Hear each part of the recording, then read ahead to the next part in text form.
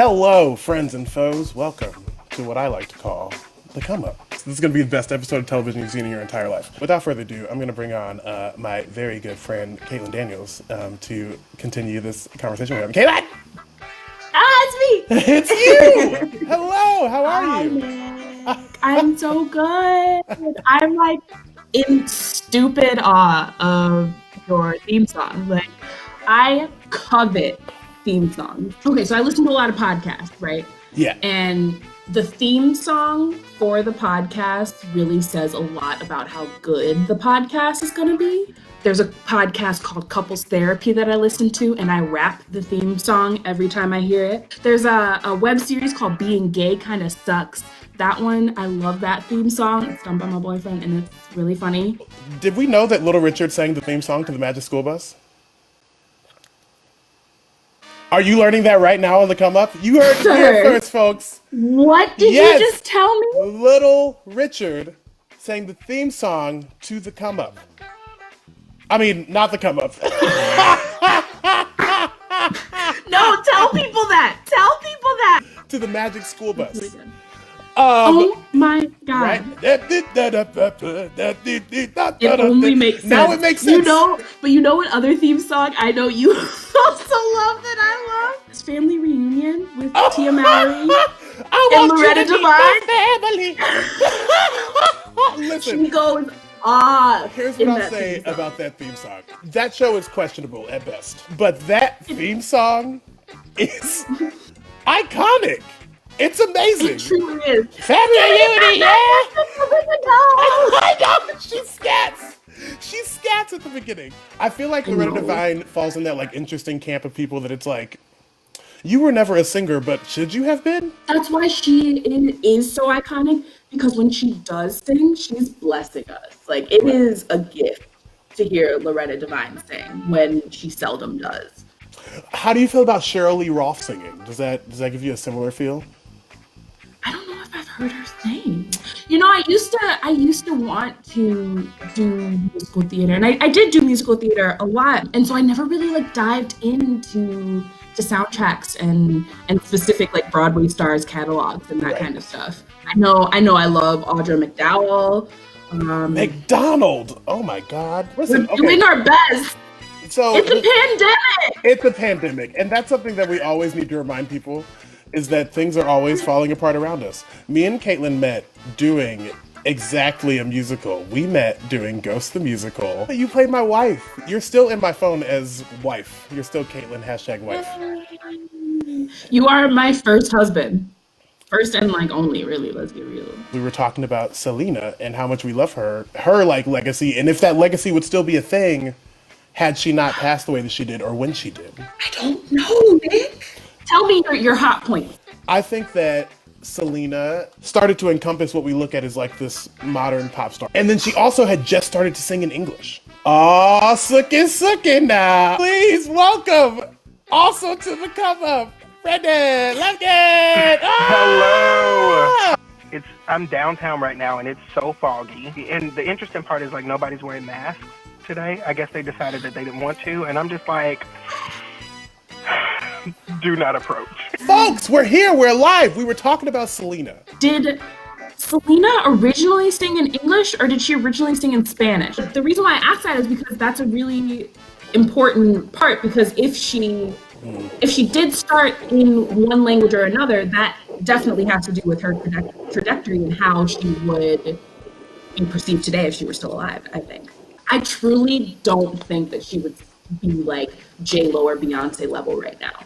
I think that there would have been a lot of other powers at bay to try to hold her back, and she would have been suppressed either way. I think that had Selena still been alive, she would have been the Gloria Estefan of that generation for us right now. Beyonce was somebody that looked up to, Selena musically, like it was all of her artistry and her hustle and, all of that. So I definitely think that it would have been Selena and then Beyonce. Beehive, don't shoot me. I'm so sorry. Selena was a natural singer. She was a natural dancer, We always hear this thing of like, specifically black musicians only get their flowers or their due after they're gone. When Little Richard was like doing his stuff, when he was first coming on the scene, everybody was stealing his stuff. He would never have gotten the just due until he died. Because he will throw out originator at the drop of a hat. I'm the originator. But that literally is what he was. That literally is what he was. Yeah, absolutely. As opposed to Aretha Franklin. Everybody knew who Aretha was. Rock and roll in general was stolen from Black people, right? You bring up Aretha Franklin and you bring up Little Richard. The biggest difference between the two of them is their gender, right? And I wonder if a big part of why I use that term loosely, why we didn't acknowledge him the way that we did was because he was a queer Black man. It's easy to digest Aretha. She's a Black woman with soul. She can play piano. She sings gospel. She can run. But when you see that entire package in a man, is it different? Is it the manness of the Blackness? Is it the gayness in the Blackness? Like, what do we think is that disconnect when it comes to male Black artists and their prominence? Music alone is a very vulnerable thing. That in songwriting, it's a vulnerable thing. But singing, especially, is very vulnerable. When you have a man who wails the way that Little Richard did and can express himself the way that Little Richard did, that's what made people so uncomfortable, and that's what like confirmed his art, you know? Because isn't the whole point of art to like make people uncomfortable and to make people talk? It's interesting that like not even the sheen of music, the sheen of glamour, the sheen of fame can protect Black folks from this the surmise of politics and the surmise of scandal. Why are they afraid of us? Why are they afraid of specifically Black musicians like with a powerful voice? We get the reins pulled back on us so much. Anytime we go to do something incredible, somehow something happens. I hate that it's our norm. But this is why I love Black people so much. We have persevered through everything. We are the people who hope for the best, but we prepare for the worst because we just know. It sucks how much fact there is to everything that you just said. My one argument to what you just said, Brandon, though, is what about Beyonce? She's done greatness. Is it the Illuminati? See, but so could be the Illuminati. But here's the thing I think, and this is part of this. Like, Beyonce's not exempt. Like, they go after her in the media all the time. She's never, ever going to get the recognition that she deserves until she's dead, like, straight up. I mean, everyone loves her, it seems. Seems like she has. Dionne Warwick doesn't, because she said Beyonce's not. No, she's not an icon. She's not even an icon in Dionne Warwick's eyes. That's what she said. The interview's on YouTube if you want to find it.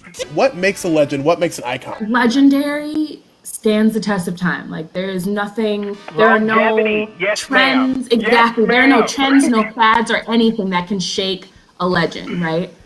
An icon is hot now. I agree with Caitlin. Like, iconic is.